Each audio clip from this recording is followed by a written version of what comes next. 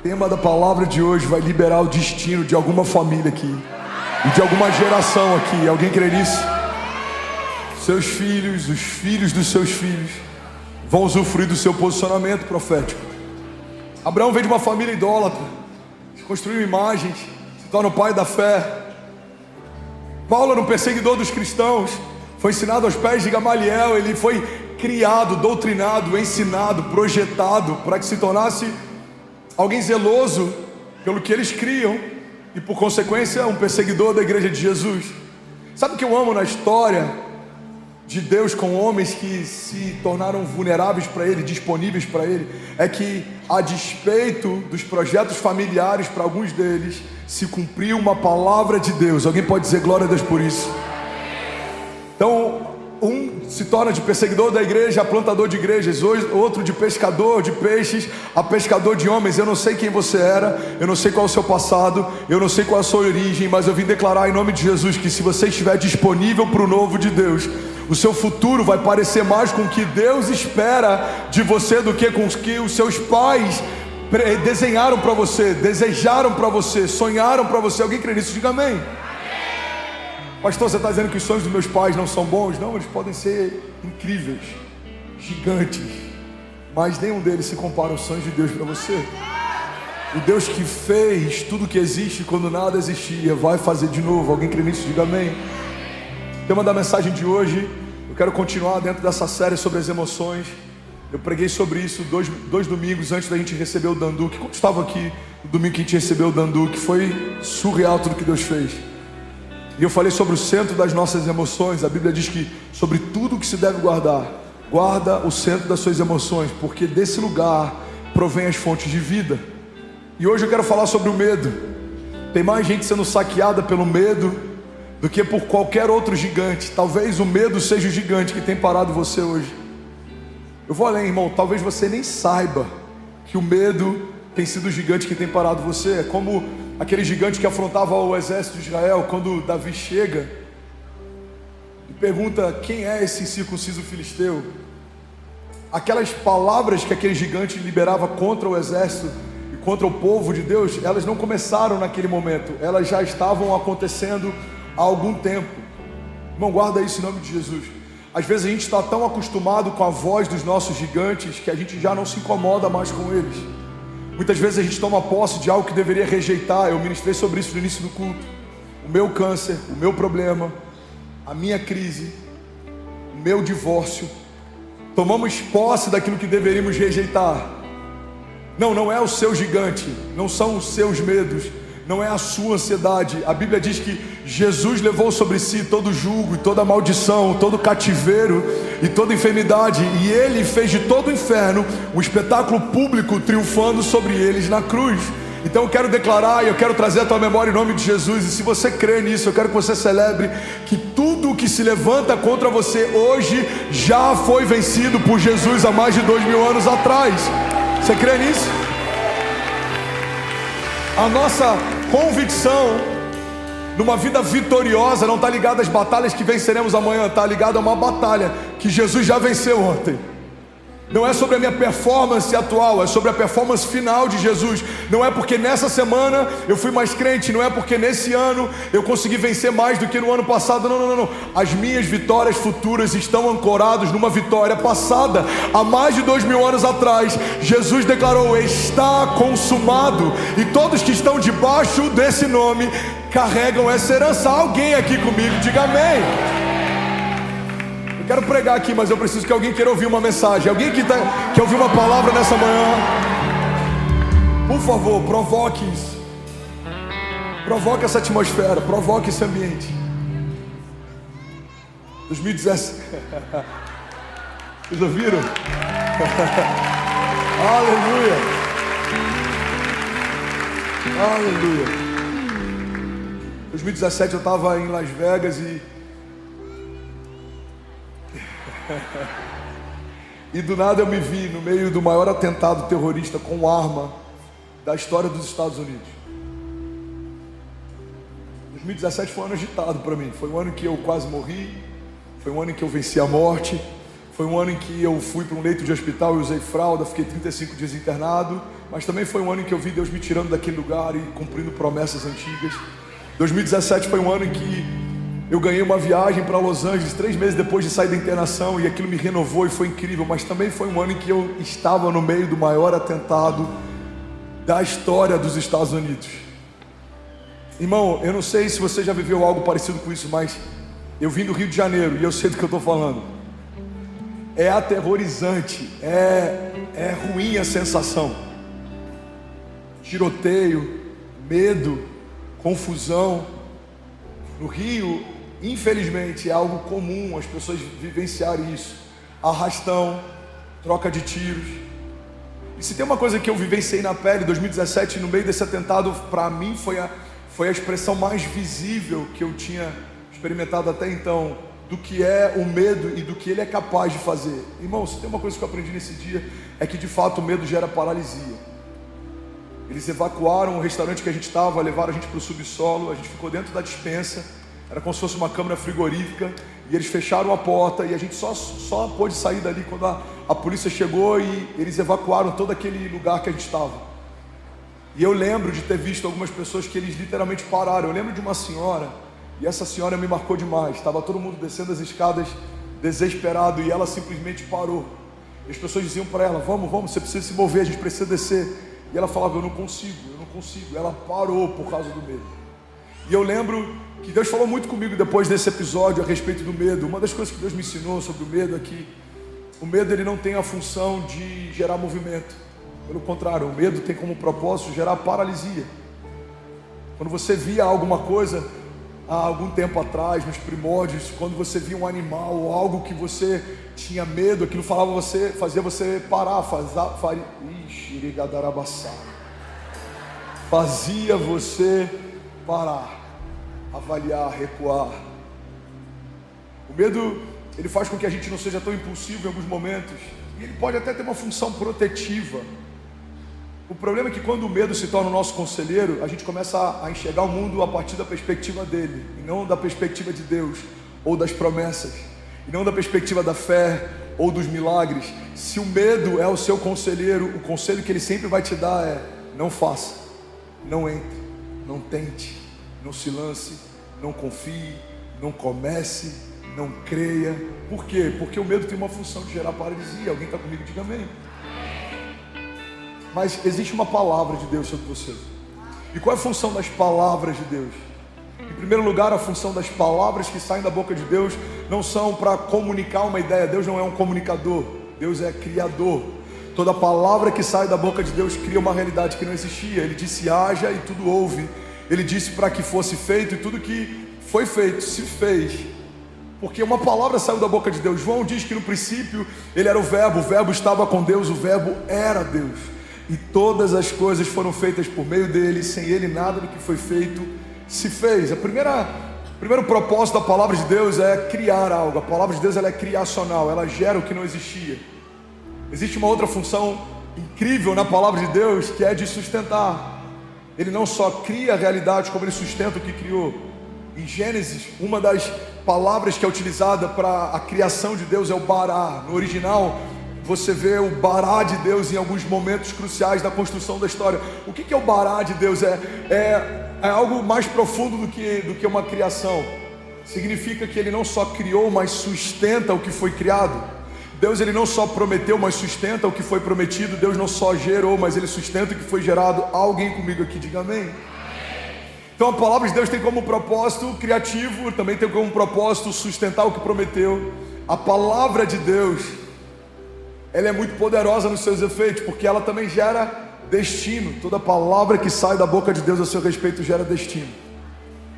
Você quer saber se uma palavra que você recebeu, ou que você teve uma impressão no seu espírito, é de Deus ou não? É muito simples ter esse termômetro. Toda palavra de Deus gera convicção, toda palavra do inferno gera condenação. Às vezes nos dão algumas palavras e são conselhos. Tem gente que fala: olha, deixa eu fazer uma crítica construtiva, só queria dar uma opinião. Se gera condenação, peso, medo, angústia, não vem da parte de Deus.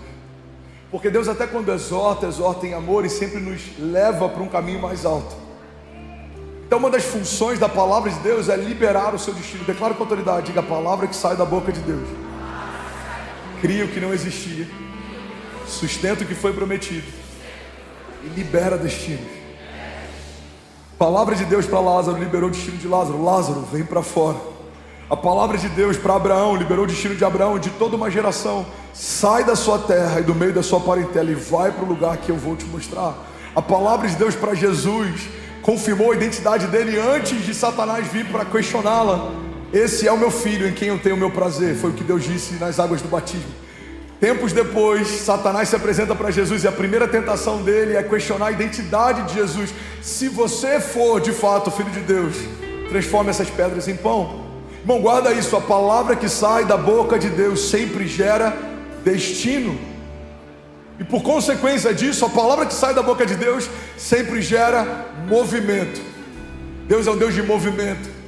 Deus é um Deus de muitas águas. A voz dele é como o som de muitas águas. A Bíblia diz que se recebermos ele como nosso Salvador, do nosso interior fluirão rios de águas vivas. Uma vida com Deus é uma vida em movimento. Uma vida com Deus é uma vida saudável. Uma vida com Deus é uma vida frutífera. Uma vida com Deus é uma vida de glória em glória. E por conta disso, também vivemos de batalha em batalha, porque só há glória em meio a batalhas. Então, uma vida com Deus é uma vida de desafios, é uma vida de topos, mas também é uma vida de vales. É uma vida de provisão, mas também é uma vida de tentação, de levantes. Mas em todas essas coisas, somos mais do que vencedores em Cristo Jesus. Aleluia! Muita gente tem sido saqueado no seu destino profético, porque está esperando que o medo saia para que Deus comece. Está esperando que o medo cesse para que uma palavra se cumpra. O medo sempre vai ser um companheiro na sua jornada, guarda isso. Você não vai convidá-lo, você não vai recebê-lo bem muitas vezes, mas ele vai estar sempre ao seu redor. Basta uma brecha e ele vai se apresentar para te dar, e eu boto entre aspas, um suposto bom conselho. Quando palavras de vida cessam, quando eu não estou cheio da palavra, não me alimento das promessas, quando eu não trago a minha memória o que me dá esperança, eu estou tão vazio que qualquer palavra serve. E é nesse momento que o medo encontra lugar. Se estivermos vazios da palavra, abraçaremos palavras que não são de Deus como se fossem. Por quê? Porque para quem está na reserva, qualquer combustível serve. O medo, ele está sempre ao teu derredor, no seu dia mal, no dia do seu cansaço, no dia que uma porta se fecha. Se você permitir que ele te aconselhe, ele sempre vai fazer você acreditar que é melhor ser mais moderado, mais comedido. O medo, muitas vezes, ele é travestido de equilíbrio. Quantas vezes eu ouvi pessoas que vinham com um suposto bom conselho, na verdade o que eles me aconselhavam era me arriscar menos, confiar menos, me lançar menos, porque muitas vezes essa palavra, ela parece que é uma palavra de equilíbrio. Você precisa devagar, você precisa se envolver menos. Quantas pessoas que você conhece, familiares, pessoas do seu convívio, do seu ciclo social, pessoas que te amam, já não questionaram, por exemplo, o teu envolvimento com Jesus ou com a igreja? Você não acha que você está servindo demais, fazendo demais, se dedicando demais, buscando demais? Por que isso acontece? Porque quem não teve um encontro com Deus sempre vai chamar de desperdício, que a gente chama de adoração.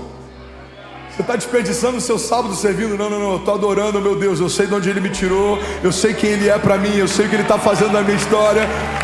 Mas quem não teve encontro com Deus vai chamar de desperdício, que nós chamamos de adoração.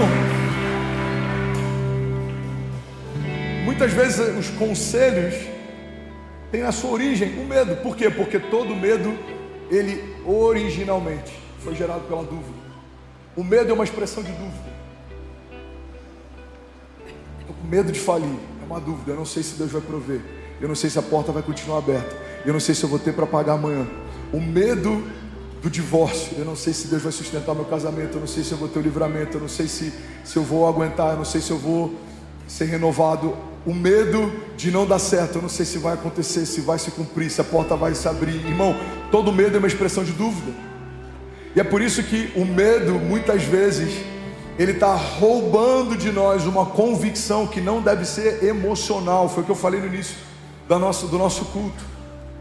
Confiança não é emocional. Eu não confio em Deus porque eu estou me sentindo bem.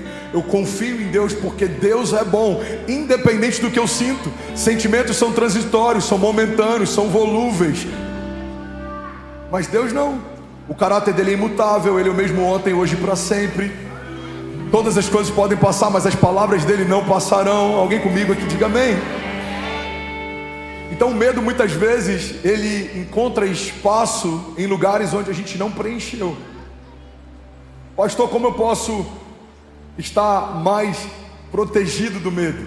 Quanto mais você se enche das palavras de Deus para você, menos espaço tem para dúvidas do inferno se alojarem em você. Eu não sei se eu sou amado. Deus amou o mundo de tal maneira que deu o seu único filho para que todo aquele que nele crê não pereça, mas seja salvo. Eu não sei se eu vou romper.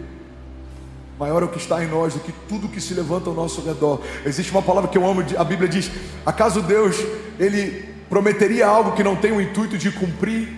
Irmão, a palavra de Deus diz que ele não é homem para que minta, nem filho do homem para que se arrependa.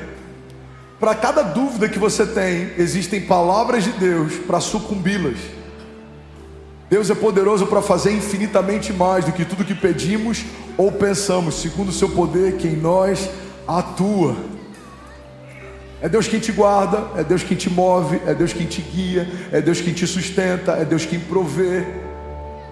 Mas se a gente não se encher dessas verdades, o medo encontra espaço em nós. Alguém comigo aqui ainda diga amém. Eu preciso correr, porque eu preferi investir bastante tempo nesse primeiro culto profetizando, declarando. Eu vou ter 13 minutos para finalizar essa mensagem. Não, eu acho que não vai dar, mas eu continuo no segundo culto. Se você não puder, assista o terceiro ou o quarto. Mas eu queria falar sobre algo na história bíblica que é tão poderoso, porque fala a respeito desse contraste entre uma promessa e um medo, entre um destino profético e o medo. Irmão, guarda isso. Tem muita gente que carrega uma palavra poderosa, mas tem trazido à memória os medos do passado ao invés das promessas do futuro, marcas do passado ao invés das promessas do futuro, ladrões de alegria do passado ao invés das promessas do futuro. Todas as vezes que a gente consulta o nosso passado para entender sobre o nosso futuro, a gente pode viver uma crise. Você tem que voltar na sua origem em Deus, não no seu passado. O seu passado, ele fez parte da construção de quem você é. Guarda isso, irmão. Nós somos frutos do nosso passado, mas nós não podemos nos tornar reféns dele.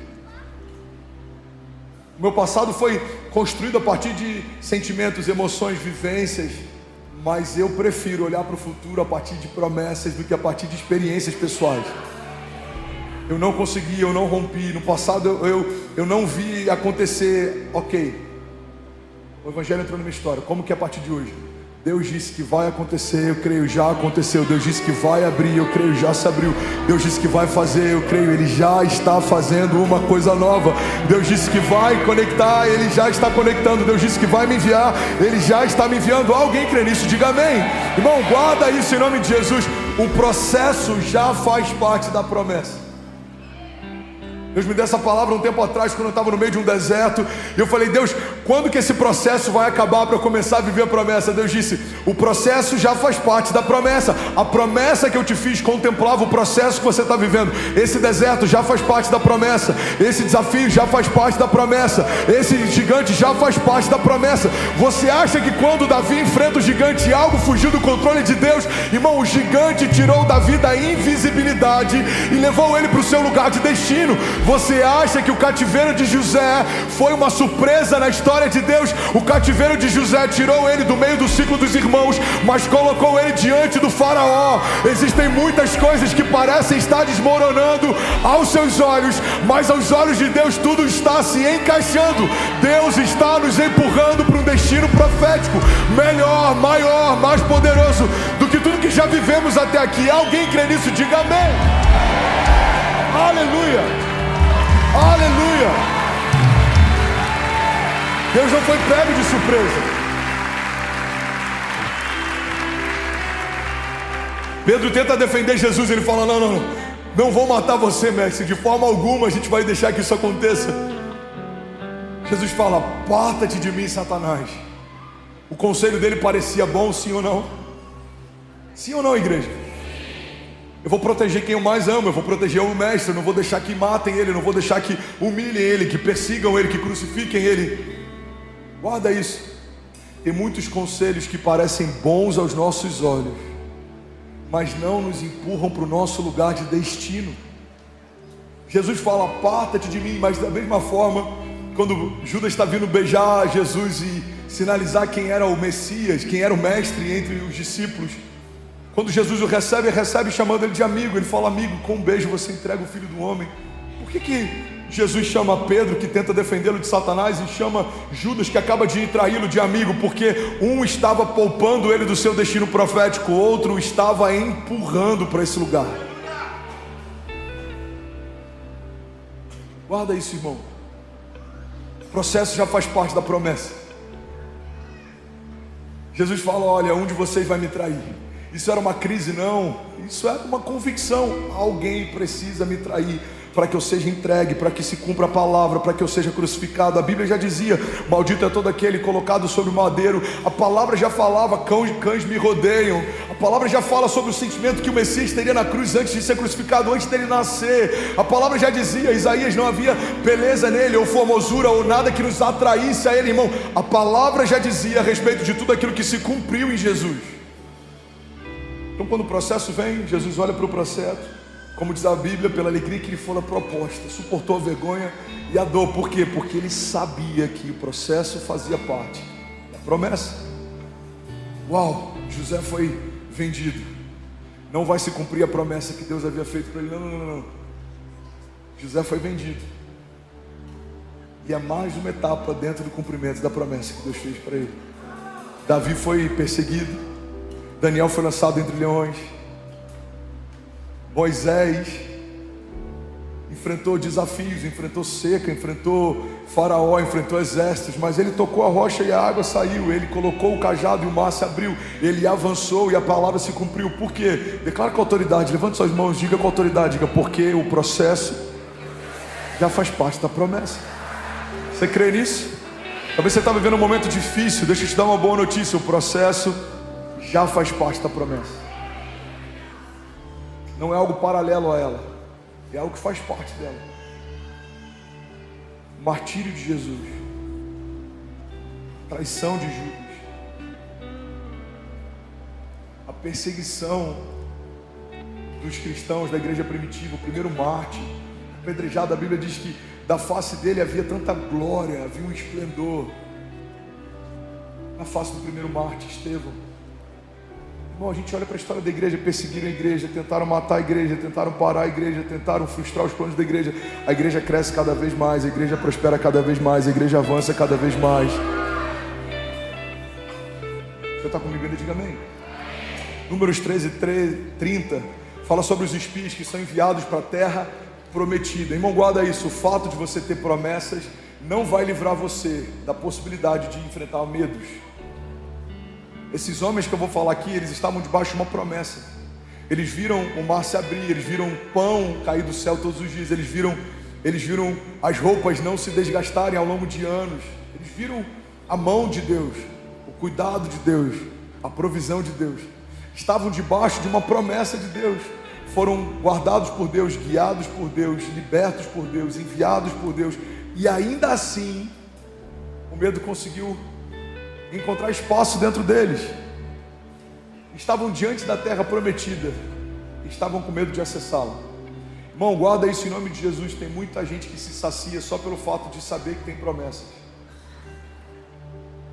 Quantos gabinetes e conversas eu já fiz com pessoas que me disseram assim: pastor, tem 10 anos que eu ouço pessoas dizendo que eu vou ser um avivalista. Pastor, desde pequeno eu ouço que eu vou viver isso, que eu vou viver aquilo. Você percebe que essa pessoa está saciada só pelo fato de ter uma promessa. Irmão, uma promessa é bom, mas vê-la se cumprindo é melhor ainda. Você não pode se saciar com o fato de carregar a promessa. Você precisa se mover debaixo de um entendimento. Eu vou viver cada promessa que o Senhor me fez.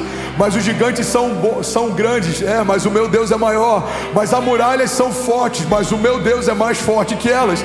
Mas os levantes são demais, mas o meu Deus se levanta antes de cada um deles se levantar contra mim. Irmão, a gente tem que ter um entendimento que as promessas são estabelecidas através de processos, de levantes, de desafios, de retaliações. Mas em todas essas coisas, nós somos mais do que vencedores em Cristo Jesus. Alguém crê nisso? Diga amém. Deixa eu correr, Números 13:30 diz: então Caleb fez calar o povo perante Moisés, e ele disse: certamente subiremos e possuiremos em herança, porque seguramente prevaleceremos contra ela. Porém, os homens que com ele subiram disseram: não poderemos subir contra aquele povo, porque é mais forte do que nós. Alguém está comigo? Diga amém. Vou compartilhar bem rápido algumas chaves que me chamam a atenção nesse texto, e no próximo culto eu vou fazer uma pregação um pouco mais expositiva. Irmão, pega isso. Primeira coisa que me chama a atenção, versículo 30. Então Caleb fez calar o povo perante Moisés. Guarda isso em nome de Jesus. Tem momentos que a gente precisa calar as vozes que dizem que não vai acontecer, que não vai se cumprir, que não vai se abrir.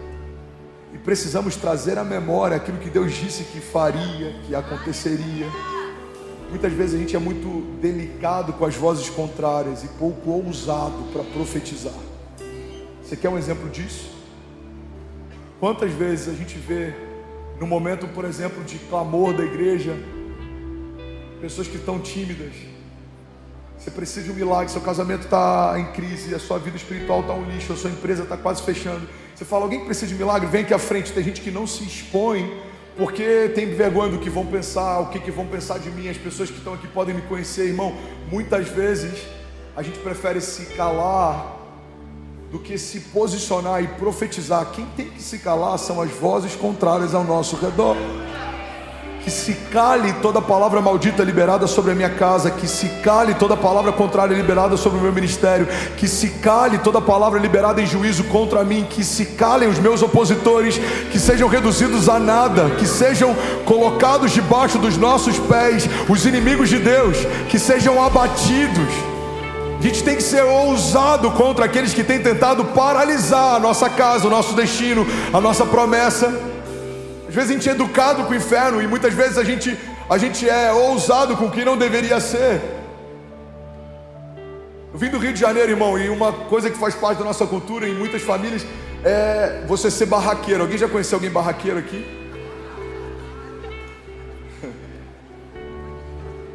Não acredito que a professora falou isso pro meu filho. Ela vai ver, amanhã ela vai ver. O que você vai fazer amanhã? Amanhã eu estou indo na escola, vou resolver essa situação. Não acredito, o vizinho parou o carro de novo na minha vaga. Não, peraí, eu vou bater na casa dele, deixa eu resolver isso agora. Quantas vezes a gente é ousado com o que não deveria ser, e a gente é mansinho com o que não deveria ser. Uma das palavras que Deus me deu quando eu voltei para o Brasil, quero que você guarde isso: tem muita gente miando quando já deveria estar rugindo. Pega isso, igreja. Deus não te chamou para miar diante dos seus inimigos, Deus te chamou para rugir. A Bíblia diz que os ímpios fogem sem que haja ninguém a persegui-los, mas os justos são ousados como o leão. Primeira chave, Caleb fez calar. Fala comigo. Então Caleb calou a boca de todos os opositores. Pastor, você está dizendo que eu tenho que ser mal educado? Não estou falando sobre pessoas, eu estou falando sobre espíritos. A nossa batalha não é contra a carne nem contra o sangue, mas contra principados e potestades. Irmão, um povo que está falando contra uma promessa de Deus é um povo que está falando contra Deus.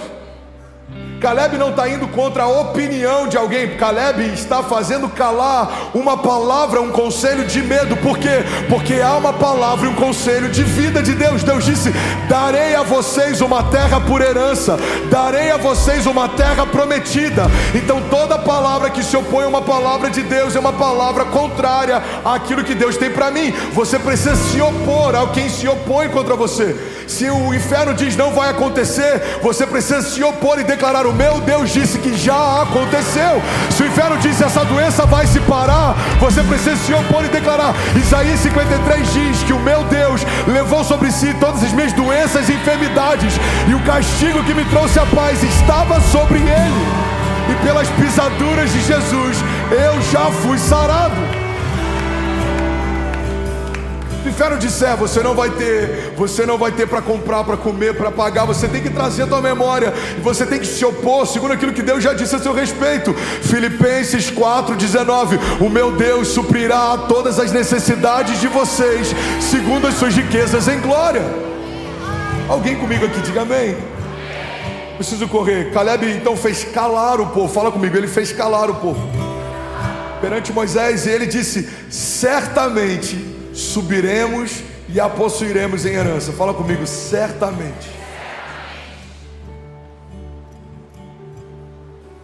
Irmão, de nada adianta a gente calar as vozes do inferno contra as promessas de Deus, se em seguida a gente não se mover debaixo de uma certeza.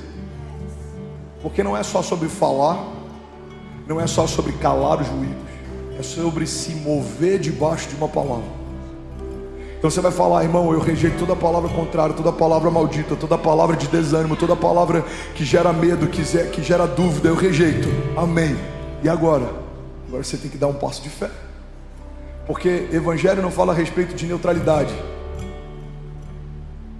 O evangelho fala a respeito de uma construção. Guarda isso. Eu pecava, não peco mais. Eu fazia, não faço mais. Eu tinha medo, não tenho mais. Eu tinha ansiedade, não tenho mais. Você foi para um lugar de neutralidade. Isso é bom.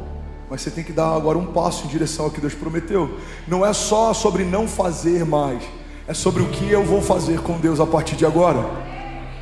O medo me guiava, não me guia mais. Amém. Agora você precisa construir uma nova história. Que história é essa? Estou guardado em Deus, os meus pés não tropeçarão. Estou caminhando em fé, estou rompendo em fé. E mesmo quando o mar se levanta, andarei sobre as águas. E mesmo que gigantes se levantem, se levantarão para cair. E mesmo que as fornalhas sejam aquecidas, dançarei com meu Deus no meio do fogo. E mesmo que leões se apresentem, jejuarão na minha presença. E mesmo que inimigos me sequem, virão contra mim por um caminho, mas por 7 caminhos eles fugirão. E mesmo que haja uma palavra contrária a meu respeito, as palavras de Deus são para mim vida, e me fortalecem, me sustentam, e me guiam, e me movem, e me liberam, destinam. Alguém comigo aqui, diga amém. Então Caleb não só calou as vozes contrárias, Caleb se agarrou a uma palavra. Ele disse certamente. Fala comigo, certamente. Bom, certamente é algo muito forte. Não tem espaço para dúvida. Irmão, você vai fazer? Certamente. Você olha e fala: esse cara está com sangue no olho. Ele não vai parar por qualquer coisa. Ele não vai desistir por qualquer sentimento. Por quê? Porque ele está decidido, convicto. Existe uma convicção. A primeira coisa que Caleb faz, ele cala as vozes contrárias. Ele cala os ruídos contrários. Mas em seguida ele se posiciona. E que posicionamento é esse? Estabelece um marco. Certamente. Guarda isso, irmão. Certamente subiremos e possuiremos em herança. Ele não está dizendo só que certamente eles vão fazer. Eles estão dizendo que certamente eles vão conquistar a partir do que farão. Ele diz: certamente subiremos e conquistaremos. Muitas vezes a gente tem certeza dos nossos atos, dos nossos passos, mas a gente não tem certeza do resultado deles, ou do resultado do nosso posicionamento. Irmão, você vai fazer o que esse ano? Cara, esse ano eu vou me mover. Não, você não vai só se mover, porque tem muita gente se movendo para lugar nenhum. Não, nesse ano eu vou me lançar. Você não vai só se lançar, porque tem muita gente se lançando no lugar errado, na pessoa errada. Não, esse ano eu vou correr, irmão. Não é sobre correr, porque tem muita gente que está chegando mais rápido em lugar nenhum. Irmão, esse ano eu vou avançar e vou ver o cumprimento das promessas. Esse ano eu vou correr até o destino que Deus preparou para mim. Esse ano eu vou me lançar e Deus vai cumprir cada palavra que Ele fez. Irmão, guarda isso. Muitas vezes estamos empolgados no processo, mas não discernimos o destino. Tem muita gente convicta andando em círculos, porque tem certeza que vai chegar, só não sabe aonde. O povo andou em círculo por anos, debaixo de uma palavra, animados debaixo de uma convicção, mas andando em círculo. Quanta gente você conhece que está animado, mas não consegue romper? Eu li algo alguns anos atrás que mudou minha história. Alguém está recebendo algo de Deus? Diga amém. Não tem nada pior do que um tolo motivado. Não existe nada pior do que um tolo motivado. Irmão, não é só sobre correr, é sobre correr para o lugar certo. Não é só sobre se lançar, é sobre se lançar na pessoa certa. Não é só sobre confiar, é sobre confiar na promessa certa. Alguém está comigo aqui? Diga amém. Deixa eu correr, a Bíblia diz: certamente subiremos e possuiremos em herança. Fala comigo, em herança. Por que é tão poderoso, pastor, essa afirmação? Porque quem não entendeu herança não entendeu graça. Quem não entendeu graça não entendeu nada. A herança fala a respeito de algo que eu não conquistei no meu presente, mas eu recebi por conta de uma conquista de alguém no meu passado. Herança fala sobre transferência. Herança fala sobre algo que foi confiado a uma próxima geração. Herança fala sobre um presente. Herança fala sobre um favor. Na cultura brasileira, muitas vezes a gente questiona, por exemplo, milionários que são milionários porque são herdeiros. E a gente quer descredibilizar o que eles têm por conta da forma como conquistaram. Mas alguém conquistou para ele ter. Então, por mais que talvez o que ele faça hoje não seja extraordinário, o que alguém fez na sua linhagem foi, ele está usufruindo de um legado. Então, quando o Benício ou a Cecília ou a Chloe, por exemplo, estiverem vivendo algo glorioso, eu não posso credibilizar o que eles estão vivendo por conta de algo que eles receberam dos seus pais, porque eles não tiveram seus pais em algumas noites de sono, porque os seus pais estavam construindo algo que eles usufruiriam em algum momento. Alguém está comigo? Diga amém. Eles fazem parte dessa construção, por mais que não estejam necessariamente construindo, mas eles precisaram pagar um preço, nem que seja da ausência, do cansaço ou qualquer coisa dos seus pais, para que no futuro eles possam receber sobre eles uma transferência. Agora, no nosso caso, essa transferência não vem de homens, nem dos nossos pais, vem do próprio Deus. Existe uma herança justa liberada sobre aqueles que estão em Jesus. Tudo que eu tenho, tudo que eu faço, tudo que eu sou, toda a minha zona de graça, todo o talento que eu carrego, toda a palavra bendita, toda a promessa, tudo isso foi transferido de Deus para mim. Irmão, guarda isso. A Bíblia diz que aquele que não cometeu pecado se fez pecado por nós, para que nós fôssemos feitos justiça de Deus. A base do Evangelho, banda baixinho, por favor. A base do Evangelho é: Jesus não fez, eu vou usar aqui um português bem claro. Você está comigo? Diga amém. Jesus não fez pecado, Ele recebeu pecado. Da mesma forma, eu não fiz nenhum ato de justiça que me tornasse justo. Eu recebi justiça. Faz sentido? Por quê? Porque no Evangelho, tudo que existe de mais glorioso não foi conquistado, foi recebido. Eu não poderia me lavar, Jesus me lavou. Eu não poderia me salvar, Jesus me salvou. Eu não poderia me santificar, Jesus me santificou. Eu não poderia me defender, Jesus me defendeu. Eu não poderia me manter de pé, Jesus me mantém. Eu não saberia para onde ir, Jesus me disse para onde ir. Ele me deu palavras de destino. Eu não conseguiria me sustentar no caminho, Ele me sustenta. Então tudo que eu vivo, tudo que eu tenho, tudo que eu faço, tudo que eu sou, é porque Deus me deu. Todo dom que você tem, todo talento que você tem, no caso do seu pastor, o dom da oratória, da comunicação, essa visão, a fé de que vai acontecer, vai se cumprir, vai ser maior, vai ser mais glorioso, vai ser mais poderoso, a fé de que Deus vai fazer milagres, o sobrenatural vai acontecer. Irmão, até a fé que a gente tem, foi Deus quem deu. A fé vem por ouvir a palavra de Deus. O amor que eu tenho pelos meus filhos e pela minha esposa, não é porque eu sou bom, foi Deus quem me deu. A Bíblia diz: nós amamos porque Ele nos amou primeiro. A sabedoria que nós carregamos, seja ela sabedoria humana ou sabedoria de Deus, sabedoria dos céus, do reino, ela é dada por Deus. A Bíblia diz: aquele que deseja sabedoria, peça a Deus, porque Ele dá livremente àqueles que pedem. Irmão, guarda isso. Tudo que você tem de bom foi Deus quem te deu. Você está comigo? Diga amém. O princípio da herança. Você recebeu uma herança. E Caleb entendia esse princípio, e ele confronta a incredulidade daqueles que não se moviam por esse princípio.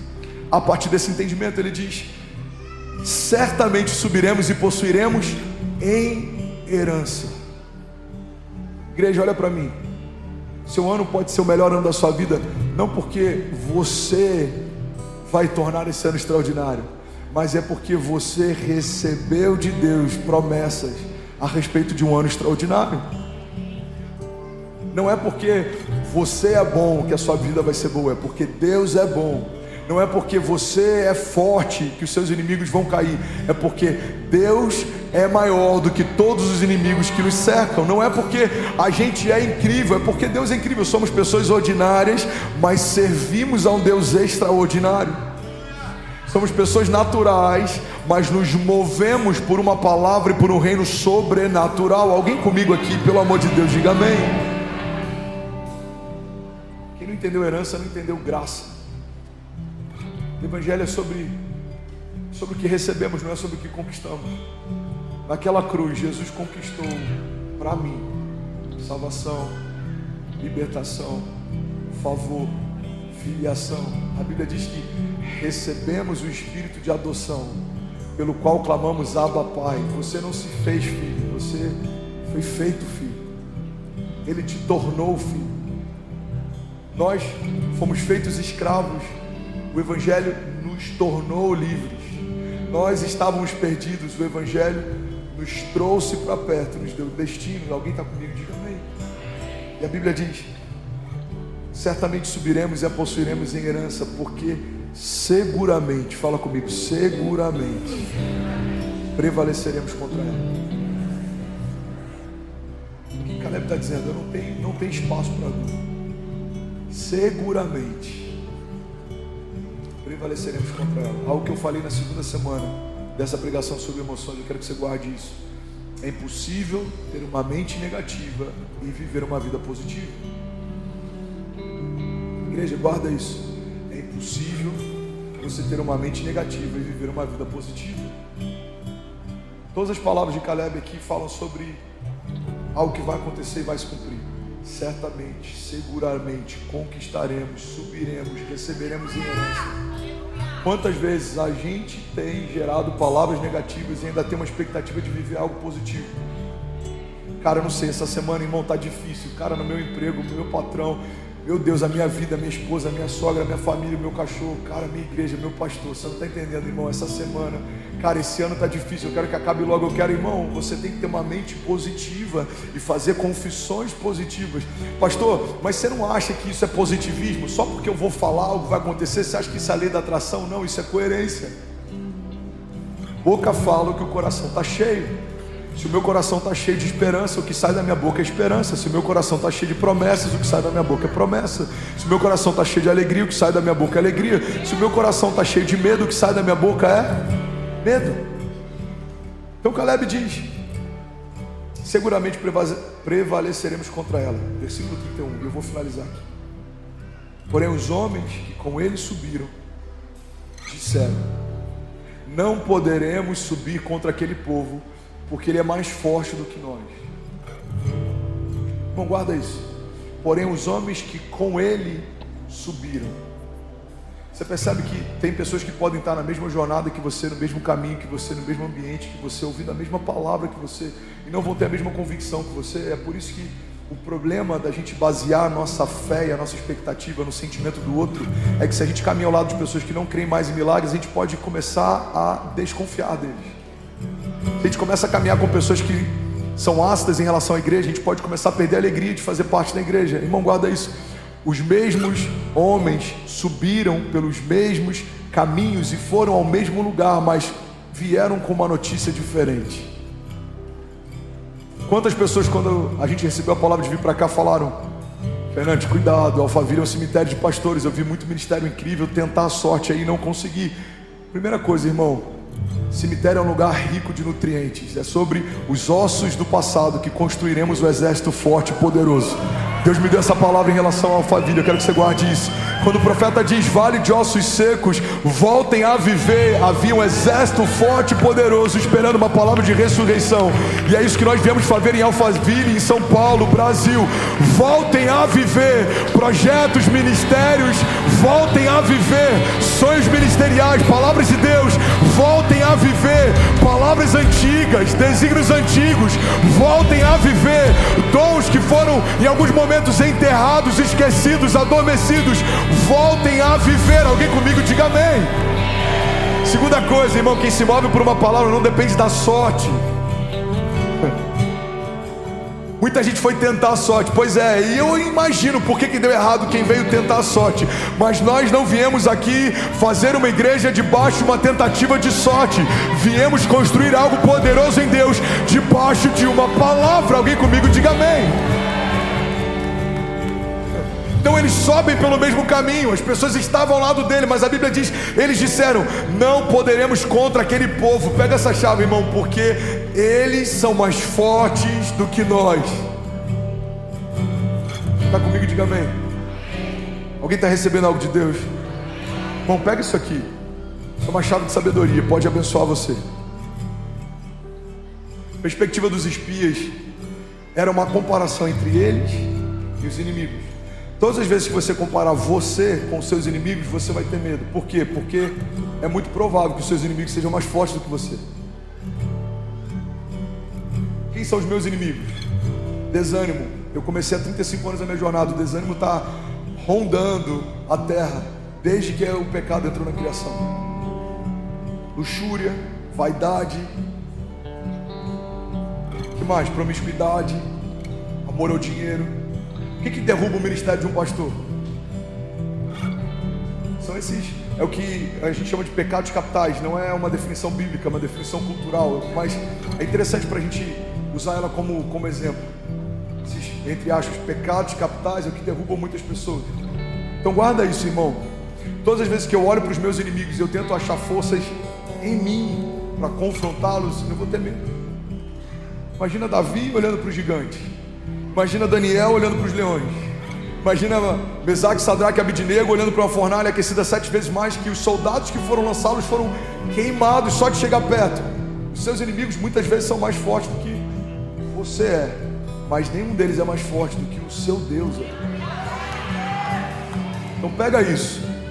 O problema dos espias que não acreditaram que entrariam e teriam por herança a terra prometida é que eles estavam se comparando com seus inimigos, mas eles precisavam comparar o Deus deles com o Deus do inimigo deles. É isso que Davi faz, eu já falei sobre isso aqui. Quem é esse incircunciso filisteu? Um incircunciso era um homem sem aliança. O que Davi está dizendo em outras palavras é: como que um homem que não carrega uma aliança de Deus está afrontando um povo que caminha debaixo de uma aliança de Deus? Davi se garantiu na aliança que tinha, e ele viu a fragilidade do gigante na ausência da aliança que ele não tinha. Então guarda isso, irmão. Os seus inimigos não têm uma aliança com Deus. O câncer não tem uma aliança com Deus. O medo não tem uma aliança com Deus. A depressão não tem uma aliança com Deus. O divórcio não tem uma aliança com Deus. A escassez não tem uma aliança com Deus. A morte não tem uma aliança com Deus.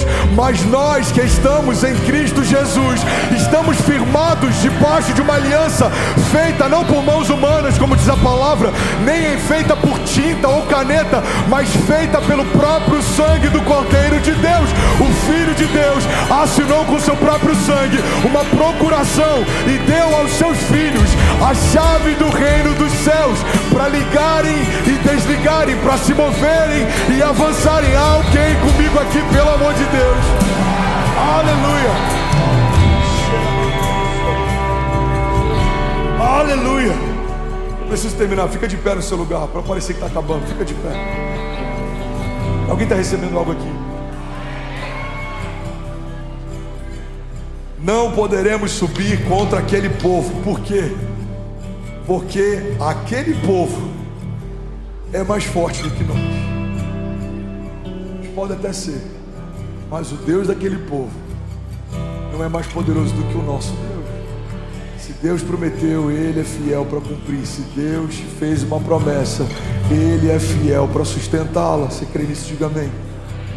E eu finalizo aqui, Números 13, 33. Olha o que eles dizem: éramos aos nossos olhos como gafanhotos, e assim também éramos aos olhos deles. Os Espíritos estão falando, irmão, não só os nossos inimigos acham que a gente é fraco, como a gente olha para a gente mesmo e a gente se sente fraco.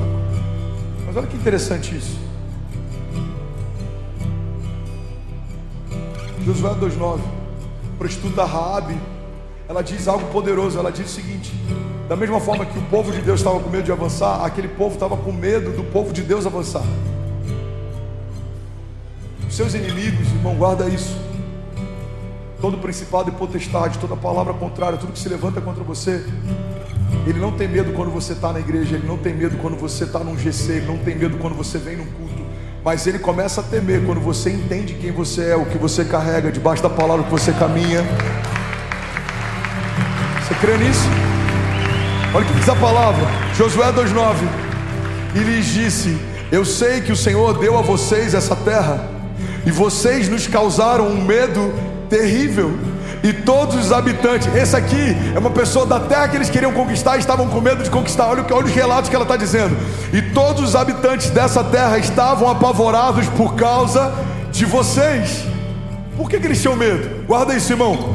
Pois temos ouvido como o Senhor secou as águas do Mar Vermelho perante vocês quando saíram do Egito, e o que vocês fizeram a leste do Jordão com Seom e Og e os 2 reis amorreus que vocês aniquilaram. Quando soubemos disso, o povo desanimou-se completamente, e por causa de vocês todos perderam a coragem, pois o Senhor, o seu Deus, é Deus em cima dos céus e embaixo da terra. Será que alguém pode, pelo amor de Deus, dar um brado de liberdade aqui nessa manhã? Aleluia! Aleluia! Aleluia! Alguém comigo aqui, diga amém. De um lado, homens debaixo de uma promessa. Eu não sei se a gente vai conseguir, eu não sei se a gente vai entrar, eu não sei se a gente vai enfrentá-los, se a gente vai vencê-los. Eles são mais fortes do que nós. Aos nossos olhos somos como gafanhotos, e eles também nos veem assim. Olha o medo, irmão. O medo diz: você não vai conseguir, não vai acontecer, não vai se cumprir, você é fraco, você não tem o que precisa, você não vai. Agora, do outro lado, os homens que olhavam para o povo de Deus estavam desesperados. Por que eles estavam desesperados? Pela força do exército deles? Por que estavam desesperados? Pela capacidade armamentística deles? Não. Estavam desesperados porque eles ouviram os testemunhos daquilo que Deus havia feito a respeito deles no passado. Guarda isso.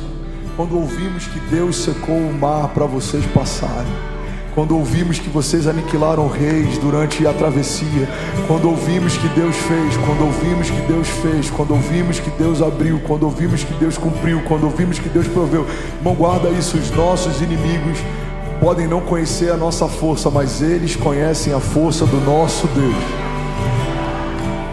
Max Lucado diz: olhe para os seus gigantes e você tropeçará, olhe para o seu Deus e os seus gigantes tropeçarão. Você quer uma chave para vencer o medo? Para de procurar em você a resposta. Não é sobre você, é sobre Ele, é tudo sobre Ele. Você carrega um poder, o mesmo poder que ressuscitou Jesus Cristo dos mortos. Vamos, igreja, alguém aqui? E aí, tudo bem? Você acabou agora de assistir um vídeo. Se você ainda não está inscrito, já se inscreve também no nosso canal, ativa esse sininho aqui embaixo de notificação, e toda vez que eu fizer uma live ou estiver transmitindo uma mensagem ao vivo, você vai ser um dos primeiros a saber. Mas eu deixei mais 2 indicações aqui que eu espero que façam muito sentido para você. Então já aproveita e clica para assistir a próxima mensagem, beleza? Seja bem-vindo ao time de incendiários, e eu espero de verdade que essas mensagens mudem a sua vida como elas têm mudado a minha também. Até a próxima. Valeu!